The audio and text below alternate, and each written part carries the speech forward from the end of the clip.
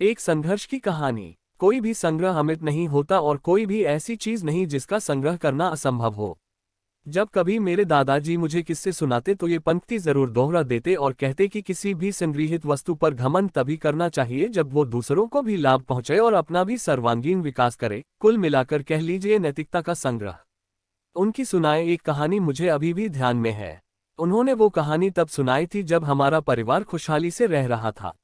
उसमें एक कपड़ा व्यापारी की मेहनत की सुगंध फैली हुई थी। वो जन्म से एक पैर का लंगड़ा और बिन बाप की औलाद था। उसके पिता एक कपड़े की छोटी दुकान पर नौकरी करते थे। तभी जब वो दिवाली से 2 दिन पहले दुकान से काम करके लौट रहे थे तभी कुछ समाज के कलंकों ने उनका वो हाल कर दिया जो घर पर दिवाली की तैयारी में जुटी गर्भवती जोरू सोच भी नहीं सकती थी। शायद उन लुटेरों को पहले से भनक थी कि दिवाली का खर्चा अपने मालिक से पाकर वो इसी रास्ते से गुजरने वाले हैं और लूट मार तो ठहरा उनका पावन पेशा। उन सबने पहले तो उनसे वो थैली छीननी चाहिए। विरोध करने पर उन सबको उनको मौत से परिचय करने में कोई हिचक ना हुई। रात भर परेशान जब जोरू को ये बात पता चली तो उसकी कमर टूट गई। बेचारी एकमात्र सहारा लिए हुए ऐसी हालत में वो बड़ी मुश्किल से जी रही थी कि अब वो भी छिन गया।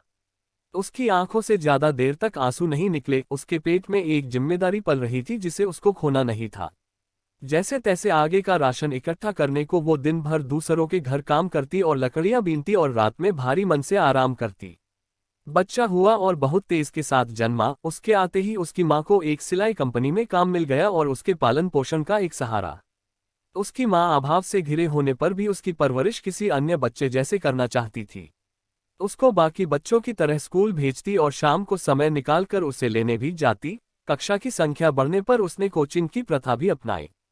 कुछ सालों में उस बच्चे ने एक छात्रवृत्ति पाकर अपनी माँ के हाथों में पैसे लाकर रख दिए तो माँ का मन आंसुओं से भर गया। उसको पुराने समय की यादें घेरने लगीं। कुछ सालों पहले जब जिंदगी में कोई संघर्ष नहीं था तो ऐसे ही उसका पति उसके हाथों पर अपनी तनख्वाह लाकर रखता था। वो दौर कितना भी गरीबी भरा रहा हो पर था एकदम खूबसूरत। आज खाने को रोटी तो है पर साथ बैठकर खाने वाला पति नहीं, न ही उस बच्चे के पास खेलने के लिए पिता। आज रहने को छत तो है पर उस छत के नीचे अपना नहीं।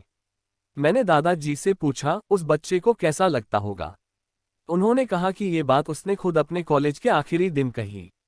उसने आंसू बहाने के बजाय जिंदगी जीने का तरीका बताया। अपना संघर्ष लोगों को ना बताकर उसने अपनी माँ की बात रखी जिसने उसे कह रखा था कि किसी को अपनी कमजोरी, दुविधा या संघर्ष के बारे में नहीं बताना चाहिए बल्कि उसको आगे बढ़ने की सीख देनी चाहिए चाहे जिंदगी में कितनी भी कठिनाई आए, क्योंकि आंसू बहाने से कुछ बदलता नहीं। मैंने बहाकर देखा, जब कुछ ना बदला तो खुद ही आंसू पोंछकर आगे बढ़ गई। यही तुम्हारे पिता को असली श्रद्धांजलि थी।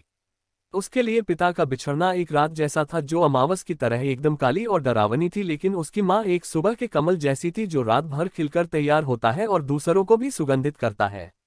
अंत में दादाजी ने पूछा, अब समझे बीती रात कमल दल फूले का मतलब? मैं चुप था। दादाजी समझ गए और मुस्कुराकर मेरे सिर पर हाथ फेरने लगे। कहानी अच्छा लगा तो चैनल को सब्सक्राइब करें।